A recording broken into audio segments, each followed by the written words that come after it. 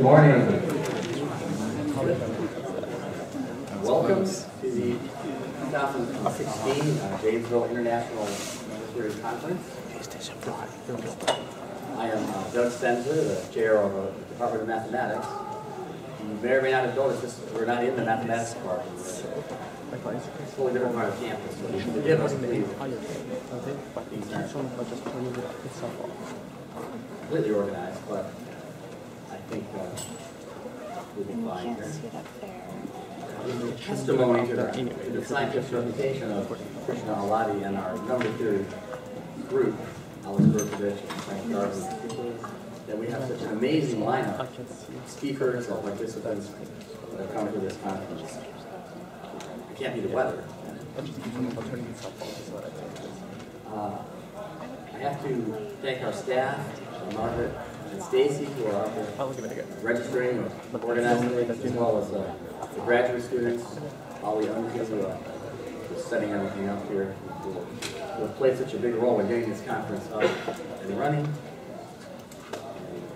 We also need to thank the funding agencies. We have support from the National Science Foundation, the NSA, the Number Theory Foundation, Penn State University, thanks to George Andrews, the Alachua County Tourist Development Agency, and then from the University of Florida Office of Research, and finally the College of Liberal Arts. I'm very pleased to have with us here this morning to introduce the speaker, Associate Dean Atta Sarajadini from the college. He's a professor of astronomy as well as the Associate Dean.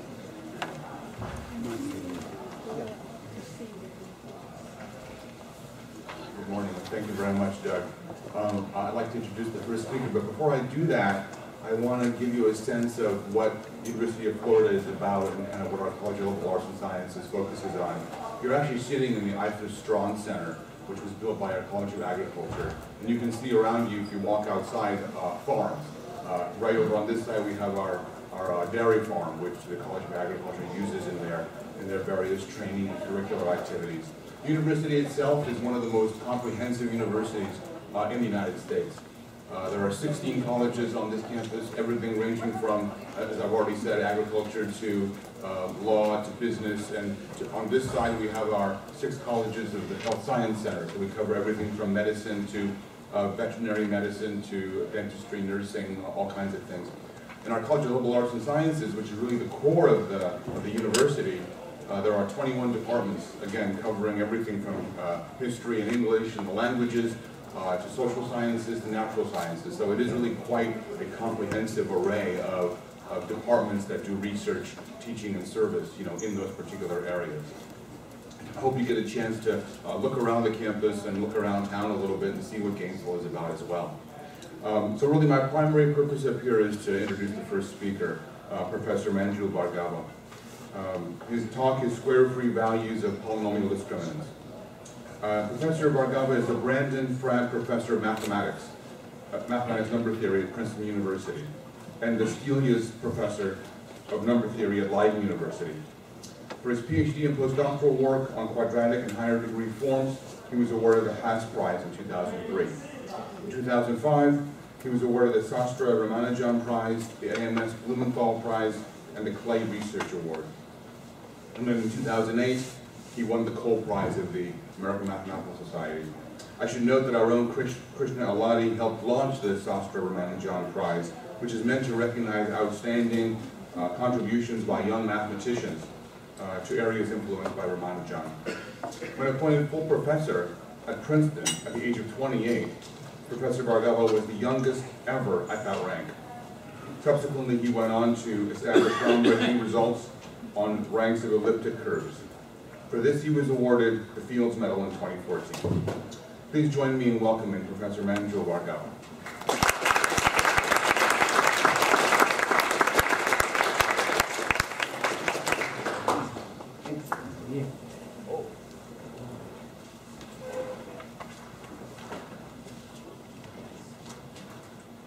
Everyone hear me? Yeah. Well, thank you so much. It's a real pleasure and honor to be back in Gainesville at this wonderful occasion of Krishna's 60th birthday conference.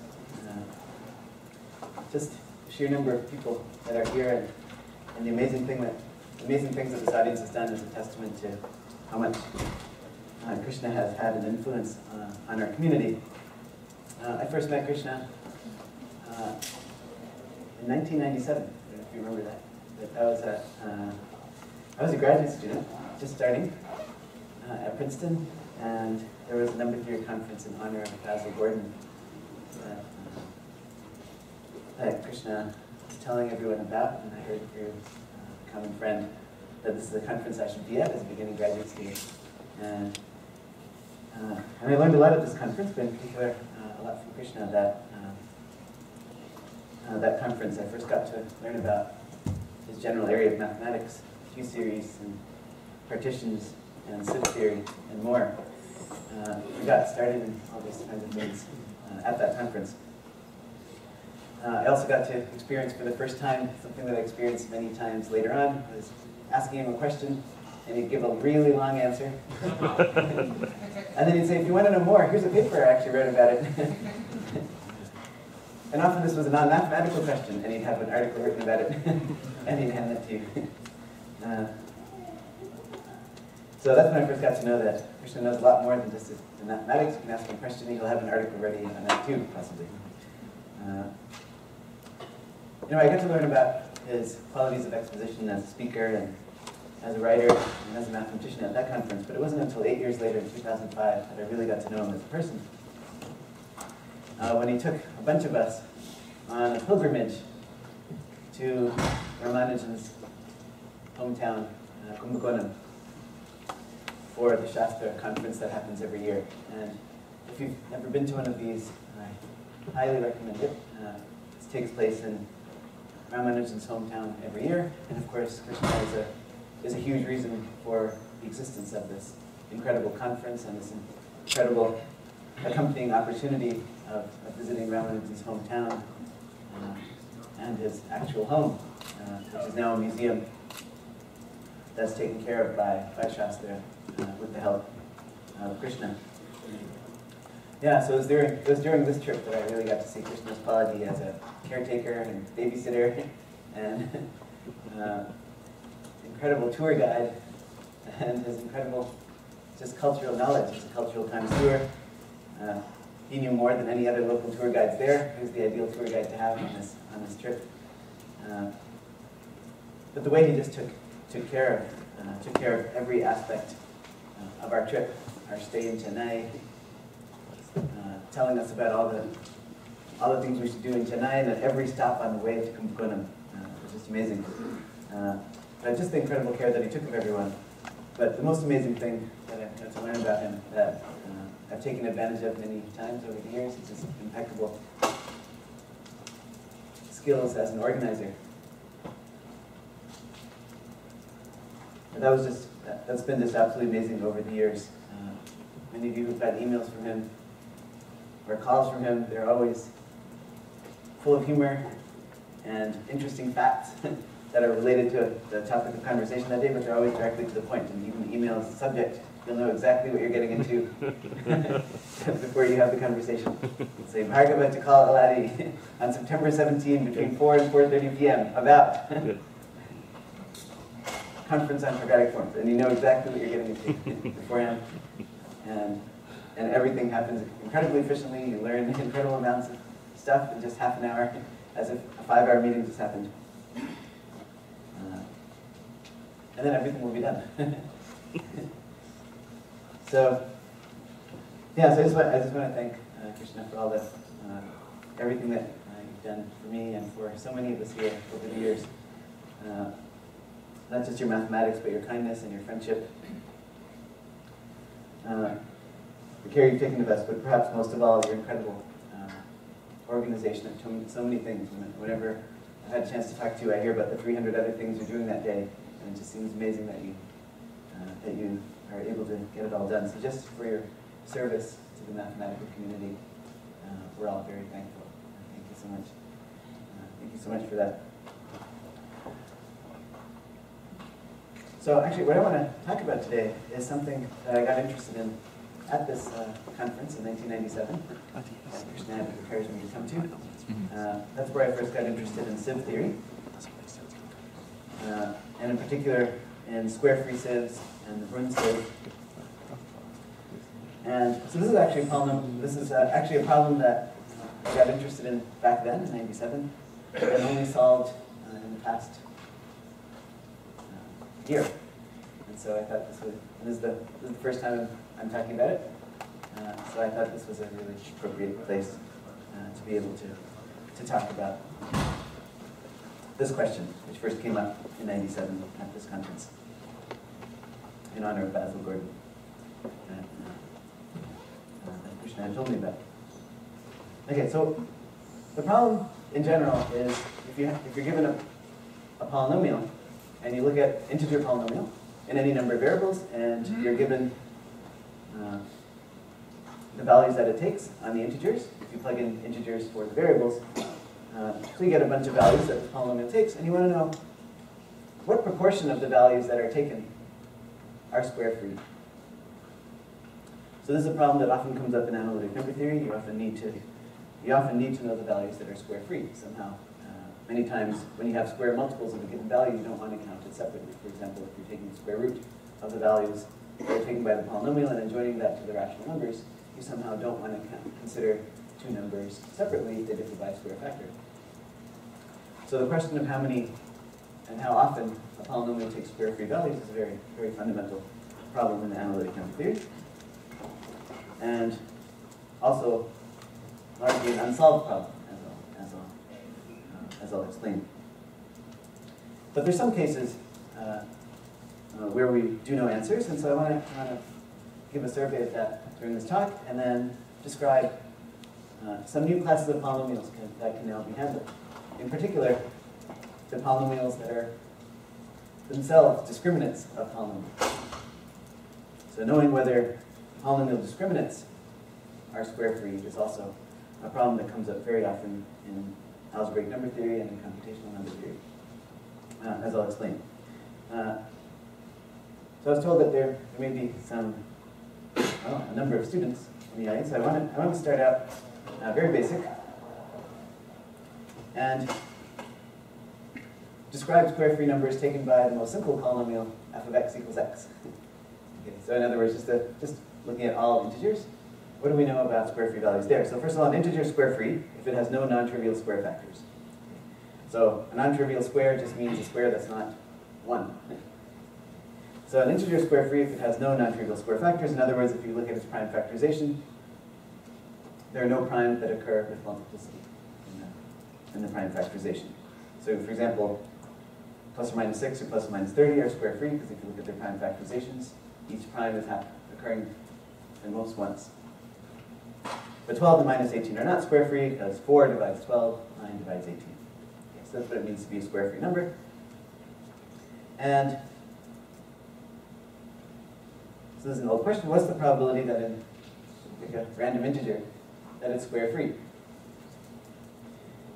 And so what do we mean by that, picking a random integer? So more precisely, this question is asking, what is the value of the limit as you're bound on the numbers that you're taking approaches infinity? Your bound is called x. So what is the value of the limit as x approaches infinity of all integers that are square-free? All integers m that are square-free that have absolute value less than x.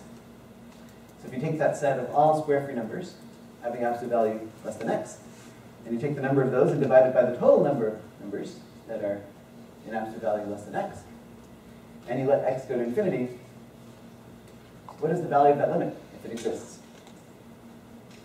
And that's what we mean by saying the probability that a number is square-free. The probability up to a given bound, and you let that bound go to infinity. And as is well known, the answer to this question is 6 over pi squared. This is one of my favorite facts to tell freshman students, because they all grew up learning about pi as something to do with the circle. And here's a definition of pi that has, well, at least obviously doesn't have anything to do with the circle, not in any obvious way. Of course it does if you think about it long enough, but at the outset, this is just a problem in number theory, a question about numbers and prime factorizations, and a pi naturally appears. And so This is a really beautiful way of telling students about unity of mathematics, how this object that they learn in geometry actually has a very natural definition in terms of number theory. So the answer is 6 over pi squared. It's about 0.6. So most numbers are square free. Pick a random number, more likely than not, it will be square free. Okay, so a generalization of this question of asking when is a general integer square free that comes up in the applications is when you're not looking at all numbers, but you're just looking at the numbers that come up as values of a polynomial. So let f be an irreducible integer polynomial, say it's in n variables. Then we can ask more generally, what is the probability that a value taken by f is square free? And the definition of probability here is essentially the same. More precisely, what is the value of the limit as x goes to infinity of all vectors m in z to the n, such that the maximum of all its coordinates is less than x. Okay, where f of m is actually square free. So in other words, all vectors in a big box inside z to the n, such that if you plug it into f, you get something square free. You count the total number of those and divide by the total number of vectors whose components are less than x. And you let x go to infinity, and you ask, does this probability approach the limit? So that's what we mean by the probability that a value taken by f is square free.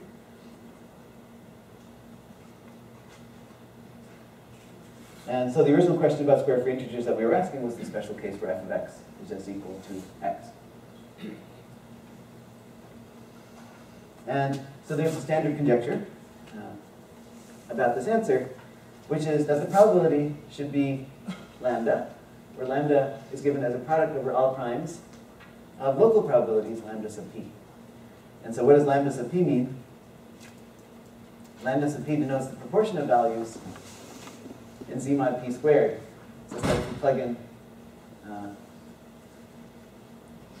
that value in z mod p squared, you get something that's not a multiple of p squared. So the point is that you're going to be square free if p squared, so a number is going to be square free if p squared doesn't divide that number for every p. And since you expect primes to behave independently by some kind of infinite version of the Chinese ring theorem, you hope that, well, you have a probability at each p, and you multiply those probabilities together, and that should give you the global probability. That's the heuristic argument for why this should be the conjectured answer. And so the way 6 over pi squared comes up is, well, if you're looking at the polynomial f of x equals x, what's the probability that f of x equals x? Takes a value that's a multiple of p squared, it's 1 over p squared. So the probability that it doesn't take a value that's a multiple of p squared is 1 minus 1 over p squared. That should be lambda sub p. And if you take the product of 1 minus 1 over p squared over all p, that turns out to be, well, multiply that out. You get the reciprocal of the sum of the reciprocals of the squares, which is pi squared over 6, and that's where 6 over pi squared comes from. Okay, but in general, that is the conjectured answer, and in every known case, that's what it's turned out to be. And so we believe this, but it's actually known in very few cases to be. Just as one goes over all polynomials, this is known for very few polynomials.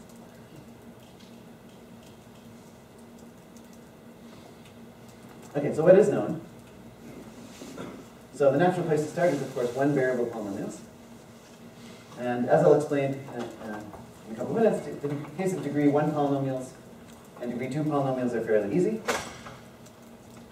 While degree 3 is very tricky, and that was handled by Hooley. So 1 and 2 are easy. 3 is the first non-trivial case that was handled by Hooley. And that's basically all we know. So once the degree is at least 4, this is an unsolved problem. So yeah, it's not even known in any particular example. So maybe the simplest polynomial that you could think of, like x to the 4 plus 2. For x to the 4 plus 2, it's not even known that the polynomial x to the 4 plus 2, when you plug in integers for x, that you get infinitely many square free values, that it takes square free values infinitely many times, let alone a positive density and the density that we just wrote. it's not even known that it takes infinitely many Squarefree values. So that's how far we are from actually knowing this conjecture. Just even being able to show that it takes infinitely many Squarefree values is a challenge, let alone that it takes Squarefree values with a positive density. Yeah, okay, so that's basically everything that's known in the one variable case. Okay, that didn't take long. Okay, what about the case of multivariable polynomials? Well, then there's a bit more additional work in the case of binary forms. Binary forms are homogeneous polynomials in two variables, and those have some properties that can be exploited that allow one to handle up to degree 6, and that was carried out by Greaves. And so one can, instead of up to degree 3, one can go up to degree 6 using the fact that it's homogeneous in two variables. But once again, once the degree is at least 7, even single examples are not known about the density of Squarefree values taken. There's one other case of multivariable polynomials that can be handled, which is the case of, well, if your multivariable polynomial has lots and lots of variables compared to the degree, then circle method is applicable to understand local behavior, even at infinitely many primes. And so in particular, if your number of variables is really large compared to the degree, then the circle method should be able to tell you the density of Squarefree values. Although I'm not aware of anyone working out exactly what the numerics are, of how large is large. There's a back of the envelope calculation that seems to indicate large is pretty large compared to them. So the number of variables has to grow very fast compared to the degree.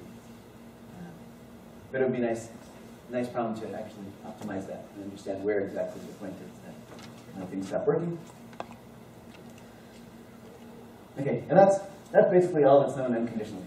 So if the number of variables is really large compared to the degree, you can handle it, and otherwise if the degree is very small, then you can handle it.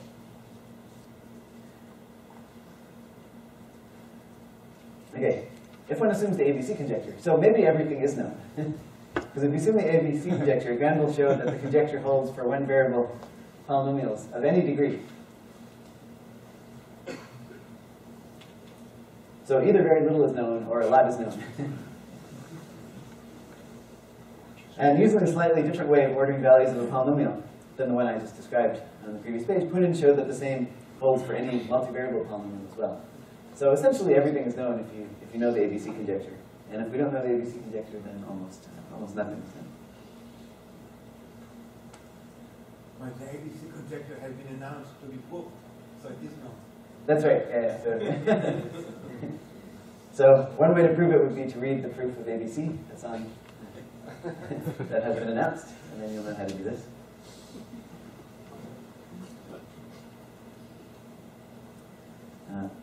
Okay. Okay, so that's what's known about this problem. So possibly everything, but possibly very little.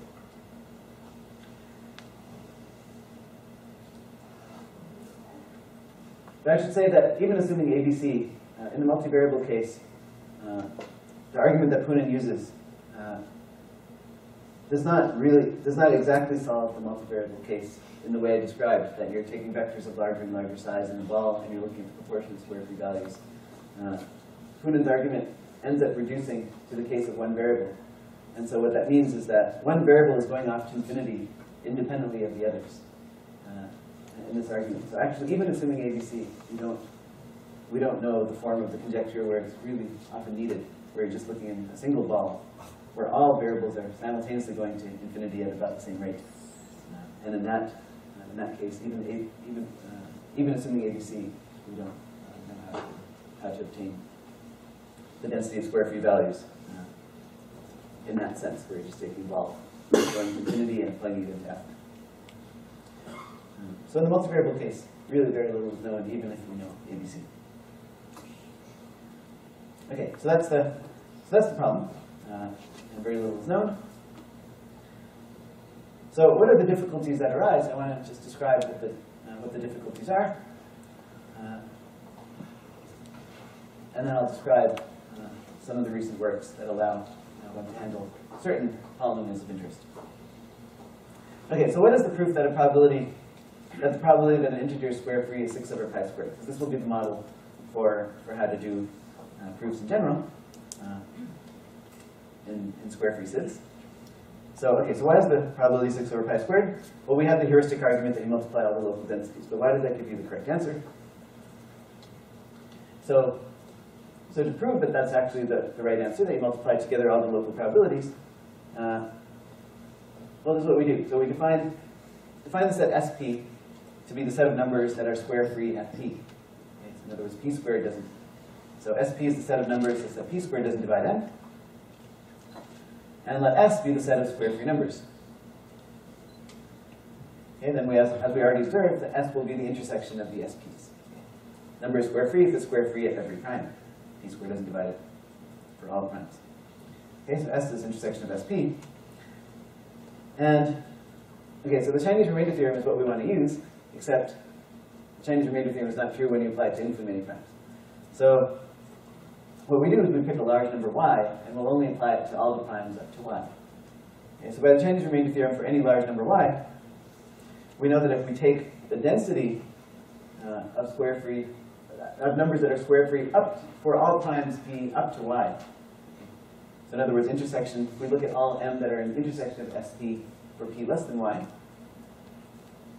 for all numbers up to x, and divide it by the total number of numbers up to x, that, by the Chinese remainder theorem, is just the product over all p of 1 minus 1 over p squared, right, for all p less than y.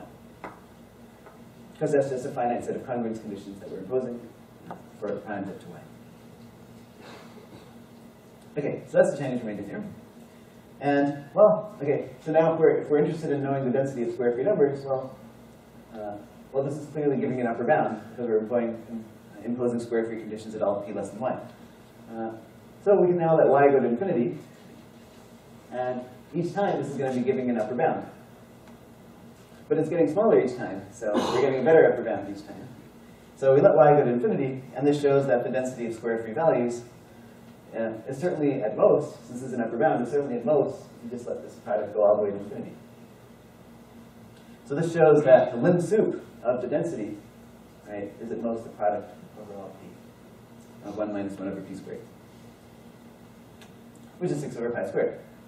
Okay, so we've gotten the correct upper bound. Okay, so that gives the correct upper bound. And that's always true in all these kinds of problems. True in these kinds of sieves in general. It's very easy to get the correct upper bounds. What's difficult is the lower bound, always in these kinds of sieving problems. Okay, so that's the correct upper bound. But how do we argue that as we're imposing more and more primes, when we're done imposing infinitely many conditions, you're left with nothing? Zero density. It's entirely possible.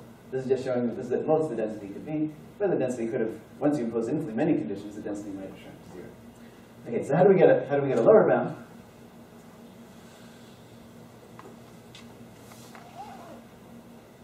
So to obtain a lower bound, what we note that if you take the intersection of SP for all p less than y, in other words, look at all the numbers that are square-free at all primes less than y, that intersection is certainly contained in the set of square-free numbers, union all those numbers that fail to be square-free at some prime bigger than y.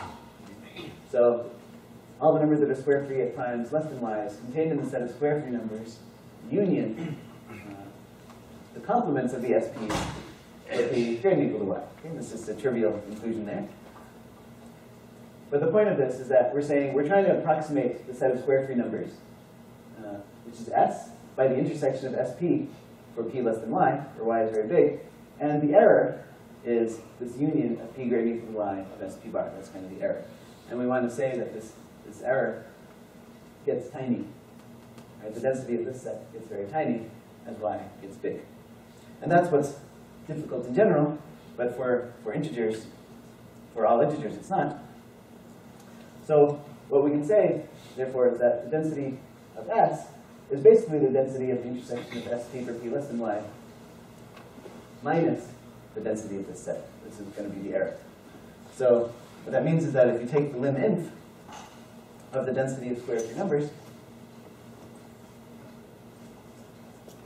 That's going to be greater than or equal to the density of numbers that are square free for p less than y, which, as we've already seen by the Chinese remainder theorem, is that.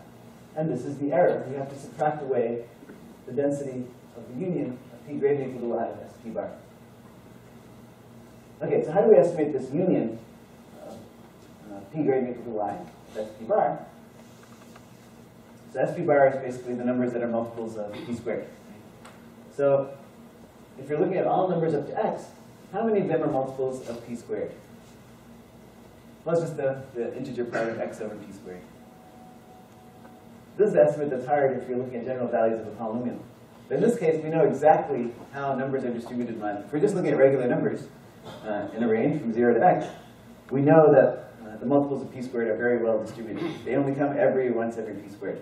Okay, something like that is not true if you're looking at values of a polynomial necessarily.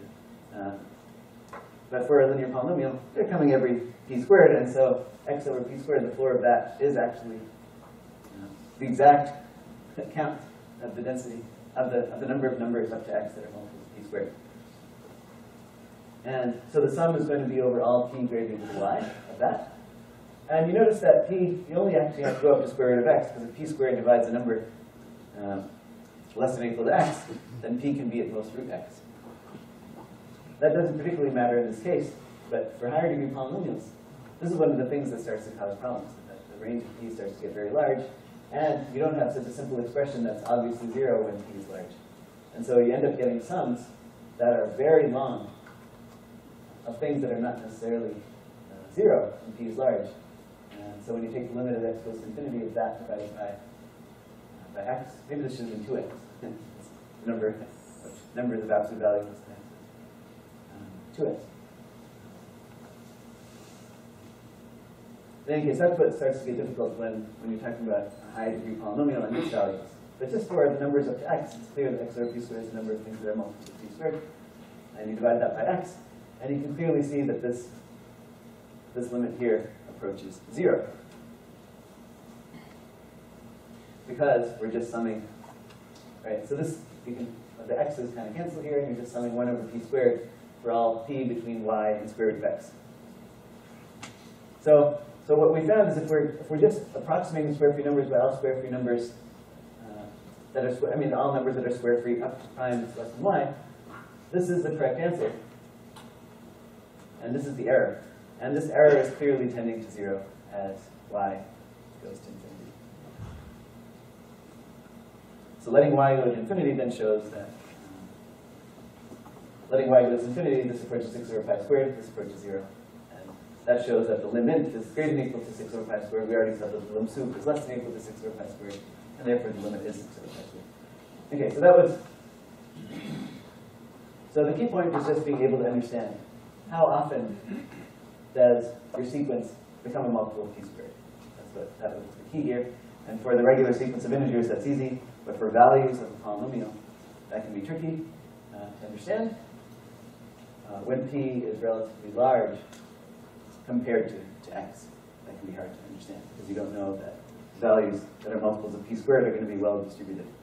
If you're just going in ranges up to x, while your prime is way bigger than x. And that's what starts to get tricky. So if your polynomial is like x to the 4 plus 2, right, that means your primes could be as big as x squared, right, dividing x to the 4 plus 2. So your primes could be as big as x squared. And so this term, this corresponding term, when you're looking at this value taken by x to the 4 plus 2, these may be positive, and your range of p is going up to x squared. And so this numerator seems like it's getting way bigger than the denominator. So the error term looks like it could potentially be very huge. But of course, it's not going to happen for every p. On average, it's not going to happen. And that's why people still believe that this error should be small for cancellation. So that kind of cancellation is what has to be established for general polynomials, and that's exactly what Louis did in the case of cubic polynomials. If you work out this proof for quadratic polynomials, it will work exactly the same. And that's why the case of quadratic is also easy. P will go up to x, and just being a little bit careful about how you're estimating this term. You'll get this to go to 0 in the quadratic case, but in the cubic case, it's tricky. You have to show some kind of equidistribution. You do get some positive terms for p bigger than x, but they're not too many. And that shows an equidistribution argument. Okay. Okay, so that's a long, detailed proof of y6 over pi squared is the density of square-free values, and hopefully that gave a sense of what the difficulties are when you go to higher degree polynomials. Okay, so that's that proof. And as I said, essentially the same proof works for quadratic polynomials as well. Okay, so what about higher degree polynomials? This simple proof does not work for polynomials of higher degree because the range of possible p, as I said, can be much higher than x. So to make that proof work, one needs to know that not many p's larger than x appear in the set of possible prime factors of numbers f of n, okay, where n has norm against x. And so that's exactly what I was saying on the previous slide. And to solve that, you require an equidistribution result for the values of f modulo p squared as p varies. And that's exactly what Cooley established in the cubic case. So if you think about that proof and you think about what you need in the cubic case, you need that sum, that long sum, not to have too many positive terms. And that's exactly what Cooley establishes in the cubic case, and what you can establish using the ABC conjecture in general degree, as was done by Granville. And as I said, for multivariable polynomials, one can reduce to the one-variable case if you don't mind having some variables going to infinity separate than one distinguished one. And that's what Pune did. And again, if the number of variables is large compared to degree, then one can use the circle method. And that's this basically summarizes how you do everything that's known.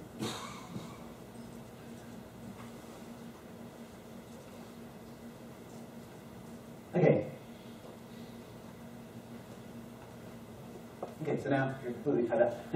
In case you hadn't seen this area before, it doesn't take that long to learn everything.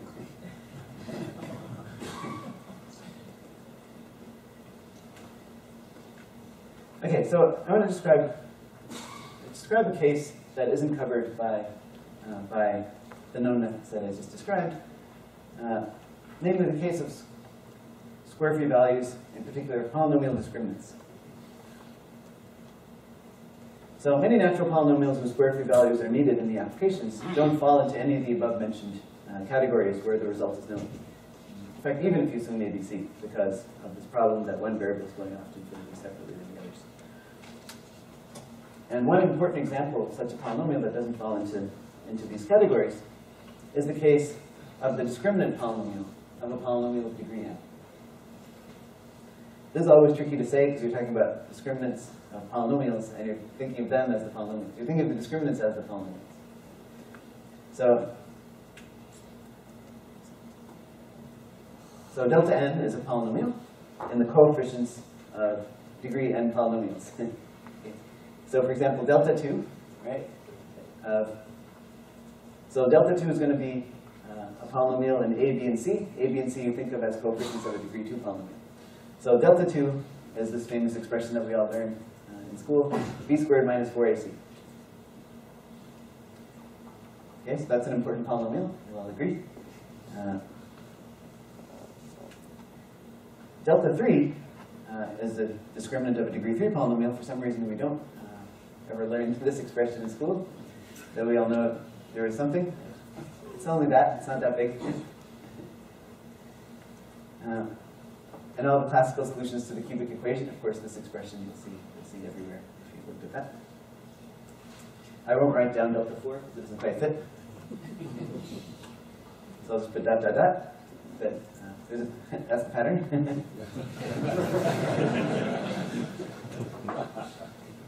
And so, okay, what is the easiest pattern you can say? In general, delta n is a homogeneous polynomial of degree 2n minus 2 in the coefficients of f. So if you're talking about delta n of a degree n polynomial f, delta n will be a homogeneous polynomial of degree 2n minus 2 and n plus 1 variables. So this is degree 2 and 3 variables, degree 4 and 4 variables. Right, the next will be degree 6 and 5 variables, degree 8 and 6 variables, and so on.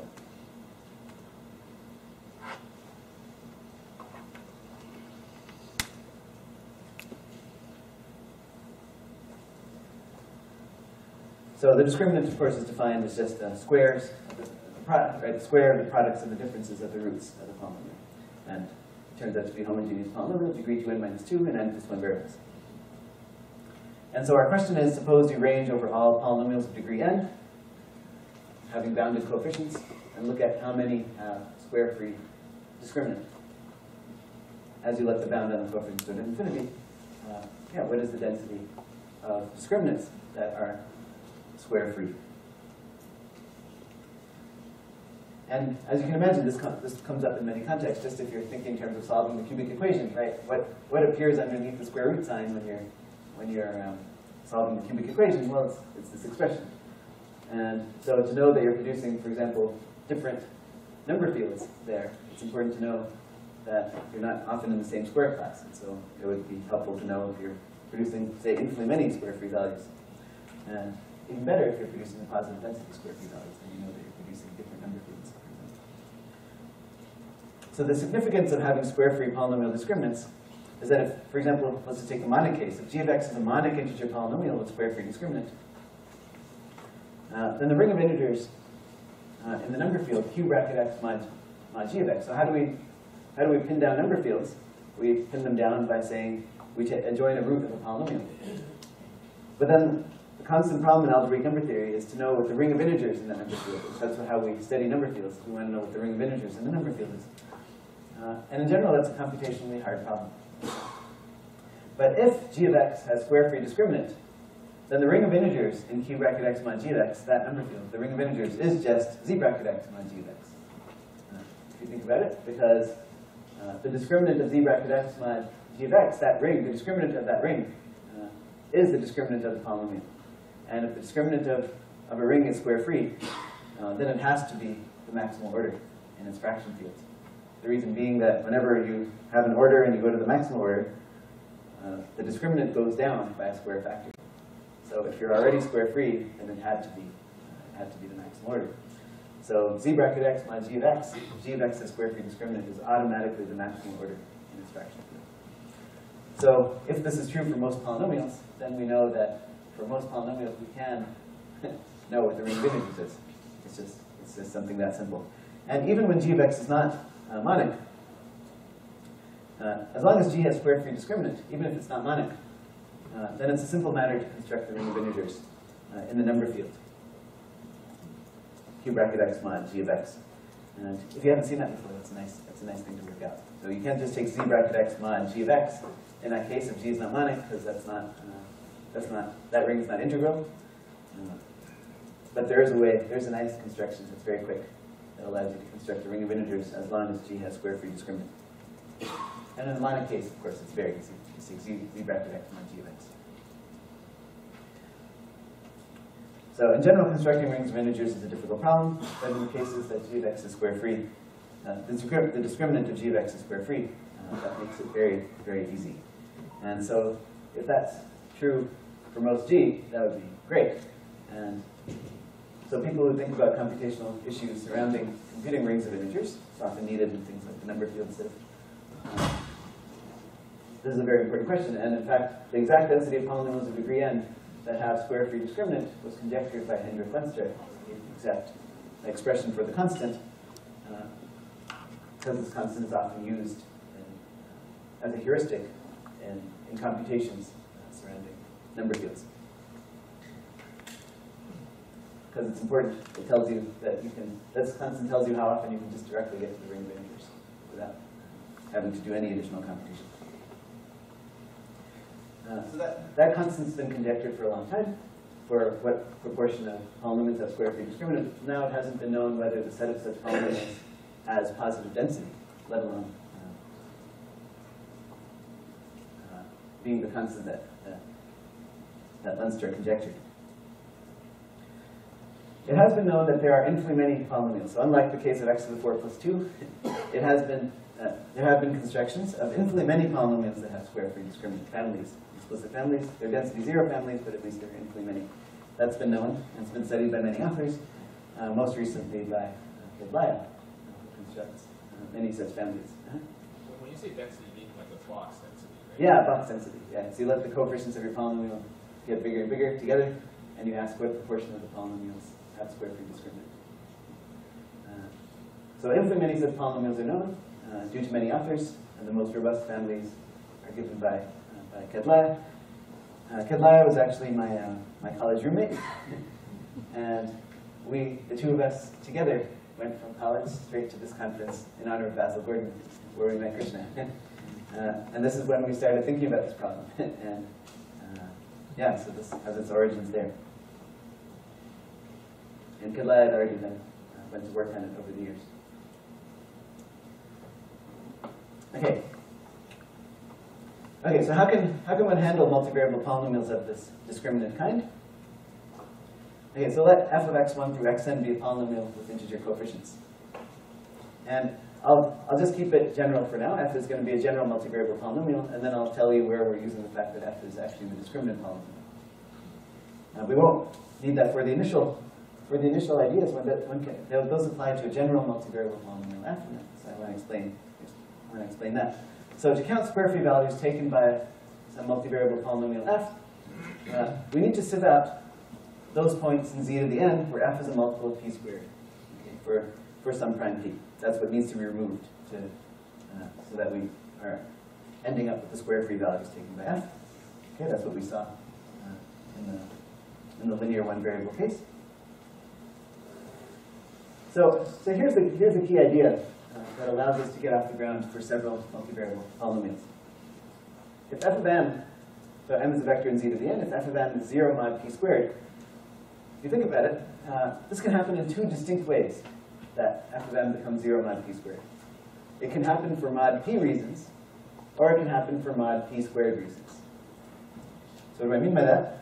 Okay, so there are two possibilities. If f of m is 0 mod p squared, it could be that if f of m is 0 mod p squared for that particular value of m, then f of m prime is also 0 mod p squared whenever m and m prime are congruent just mod p. And in that case, we say that f of m is strongly a multiple of p squared. Or, I like to say f of m is a multiple of p squared just for mod p reasons, in the sense that if you change m to anything else that's congruent to it mod p, it'll still be a multiple of p squared. So, okay, so there, f of m is becoming a multiple of p squared for mod p reasons. Or it could happen for mod p squared reasons. And in that case, we say f of m is weakly a multiple. So strongly multiple is if you change m to anything else mod p.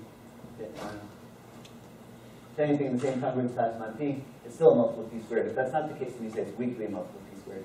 In that case, it's kind of very tenuously a multiple of p squared. Right? You change it to some. It's possible that you can change it to something else in its congruence class mod p, and it won't be a multiple of p squared anymore. Okay. So, in other words, in the first case, f of m is a multiple of p squared for mod p reasons, and the second case, f of m is a multiple of p squared for mod p squared reasons. Okay, and those are two really distinct behaviors. And one of the points I want to make is that they really should be studied separately. So just to give you an example, both of these cases, strong multiples and weak multiples, happen for the polynomial f of x comma y equals x times y. Okay, so we look at the polynomial x times y, right? So xy can become a multiple of p squared if both x and y are multiples of p. Okay? And that's a case that's happening for mod p reasons. If x and y are both multiples of p and you change x and y to anything in the same congruence class mod p, it'll still be a multiple of p squared. Okay, so that's a case where you're strongly a multiple of p squared. Okay? Even if you perturb x and y just to something else in the congruence class mod p, it'll stay a multiple of p squared. On the other hand, f of x, so f of x comma y equals xy can become a multiple of p squared if just x is a multiple of p squared, right? And y is a p-adic unit. That's another way it can become a multiple of p squared. And that's a weak case, right? Because if you change x to something else in its congruence class mod p, it won't stay a multiple of p squared. So you can see both of those two kinds of behaviors just with polynomial xy. In the case x and y are both multiples of p, that's a case where it's a multiple of p squared strongly, in other words, for mod p reasons. Whereas if just one variable is a multiple of p squared and the other is not a multiple of p, that's a weak way of becoming a multiple of p squared. It's happening for mod p squared reasons. Okay, so these are two distinct behaviors, and it's natural to estimate how often each happens separately. So it turns out, in the case of being strongly a multiple of p squared, in other words, if you replace your variables by things that are congruent to them mod p, and you're still a multiple of p squared, there's a natural method from algebraic geometry that allows you to estimate how often that happens. So strong multiples of p squared, in other words, those that happen for mod p reasons, can be handled by algebrogeometric techniques. So to estimate strong multiples of p squared, we use the following theorem, which I like to call the sieve of Ekadel. Ekadel had many great contributions to algebraic geometry. He passed away just fairly recently, just in the last couple of years. But this is one of the things he left us. Basically, it's an infinite version of the Chinese remainder theorem, which is what we're kind of looking for here. But it works for strong multiples. And he never used it for this, but this is an application that we've seen since. So this is it, called Ekadel sieve. So here's a sieve. Let V be any subvariety of codimension at least 1, defined over the integers. So that's where the algebraic geometry comes in. That's very elementary. It's just saying we have some variety in n space that has codimension at least 1, defined over the integers. And suppose we want to count all n in z to the n, so all integer points of our affine space of bounded norm, so in a box, such that that point, mod p, lies in the fp points of the variety for some p bigger than y. Okay, so we want to count in a box. Okay, so y is going to be some big number, just like we had before, some big bound on the primes we're considering. And we want to know how, when we're growing in a box, how many integer points in that box, okay, how many lattice points in that box, reduce mod p to a point on the variety for some p, or some large p. Reduce mod p to a point on the variety mod p.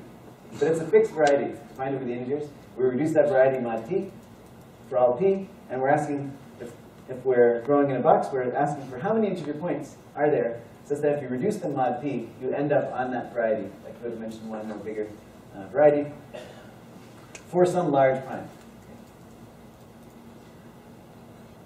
And what Ekadel's method shows, he doesn't work out exactly the asymptotics, but you can you work through it. This is what I can prove is that number, that total number, so remember the total number of points, lattice points with n less than x, is about x to the n. Okay? And what we're saying is that the number that reduce mod p to an fp point of the variety for some large p bigger than y is O of x to the n divided by y to the k minus 1.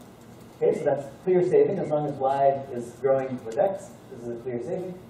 Right? X to the n is the total number, but we're getting a saving. We're dividing by y to the k minus 1. Plus an error term, that's also a saving over that main term. So as long as y is like at least x to the epsilon, right, and as long as the codimension is at least 2, right, you need the codimension to be at least 2 for this guy to be smaller. So as long as the codimension is at least 2, and y is growing with x, then we're saying that basically the number of lattice points that reduce mod p to an fp point of the variety has density 0.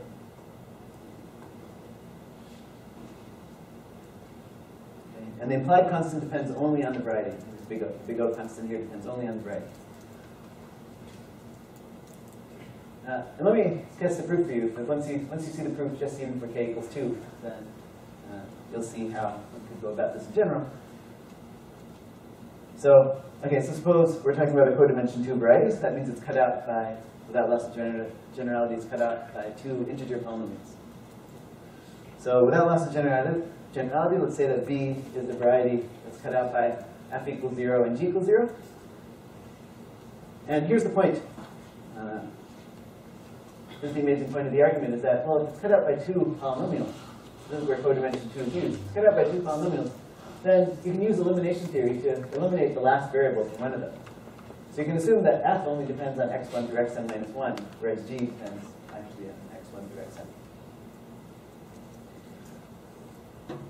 And now, you observe that, okay, so it's now, suppose we fix the values of x1 through xn minus 1. If you fix the values of x1 through xn minus 1, then you can plug them into f.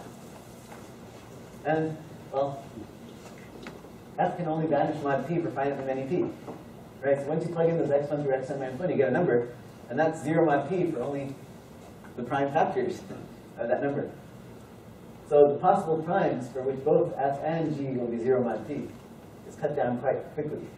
So you plug in the values, you fix the values of x1 through xn minus 1, okay, where the xi have absolute value at most x.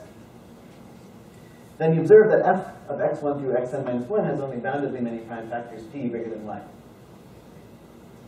Because when you plug in numbers that are at most x into f has some degree, then basically you're just getting capital X to that degree, maximum size, and the number of prime factors p that are bigger than y of that will just be log of that. So there can only be boundedly many prime factors of this number, and once there are only boundedly many such factors of that number, now we just need to find an xn, so if we want to make f equals g equals 0 mod p, well, f can only be 0 mod p for these boundedly many primes. And then how many xn's can you choose so that g is also 0 mod p? Well, that's just, g has some degree, you treat it as a polynomial xn, and that has only bounded number of roots at mod p. So to get f equals 0 mod p, once you plug in x1 through xn minus 1, the prime has only boundedly many possibilities, and then xn has only boundedly many possibilities, so that f equals 0 and g equals 0 mod p. That's what it means to be an f2 pointed variety, that f and g are both managed mod p. So what that means is that the total number of possible x1 through xn in this box of size x is going to be, well, there are x to the n minus choice, x to the n minus 1 choices for the first n minus 1 variables, x1 through xn minus 1. And once you've chosen that, the number of possibilities for p is absolutely bounded, so that just gets swallowed in the big O. And then the number of possibilities for your last variable, the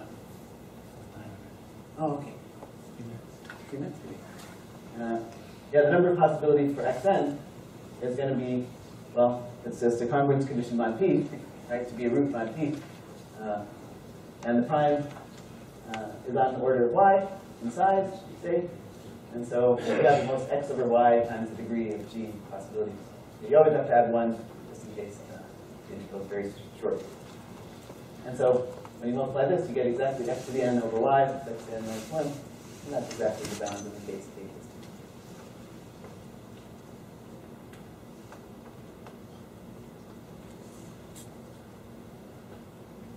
2. Okay, so how is this relevant to the square-free problem? Well, to handle strong multiples, we observed that if f of x1 through xn is a multiple of p squared for mod p reasons, then if you view it as just as a polynomial in the last variable, if you view f as a polynomial just in the last variable, then both f and its partial with respect to the last variable will be multiples of p. And so that's your codimension 2 variety that we're talking about in academic sieve. You just use the variety f and the partial of f with respect to xn as your variety, and that immediately gives, so that means that x1, if it's strongly multiple of p squared at x1 through xn, then x1 through xn will lie on a fixed codimension 2 variety modulo that prime. Right? And that variety is fixed because it's just the polynomial f, right? It's an integer polynomial, and its partial is also an integer polynomial. And so we can use the Ekadel type estimate from the previous page to handle strong multiples in that sieve argument that we talked about before. And this argument holds for any multivariable polynomial. So we can handle strong multiples for any multivariable polynomial. The hard thing is, therefore, to understand the weak multiples, those that happen for mod p squared reasons, for genuinely mod p squared reasons. And so now, so that's really the difficulty. This kind of isolates the difficulty in all sieve arguments in square-free sieves. Which I think hasn't been stated in this way before, but it's very elementary way to understand it using the Ekadel algebraic geometry estimate.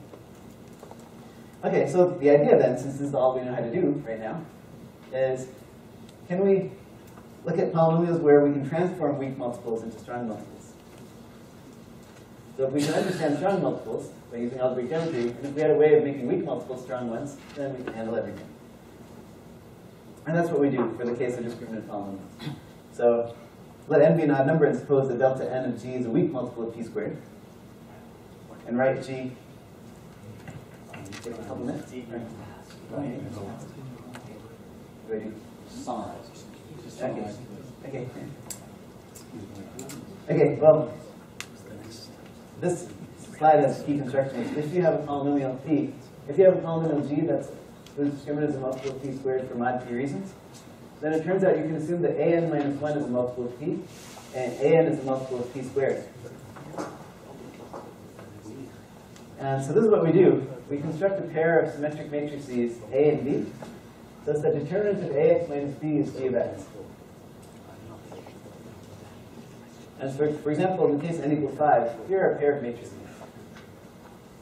Okay, so remember, discriminant being a multiple of p squared means that an is a multiple of p squared, and an minus 1 is a multiple of p. And you can always do a change of variables, so that's what happens for the discriminant to be multiple of p squared. And now we want to take that weak multiple of p squared, and take that p squared and factor it into two p's in new variables. And so it turns out any such g of x that has discriminant of multiple of p squared for mod p squared reasons can be written as determinant of ax minus b, where a and b look like this. And look what's happened here, that the p squared has been split apart into two p's. And now if you look at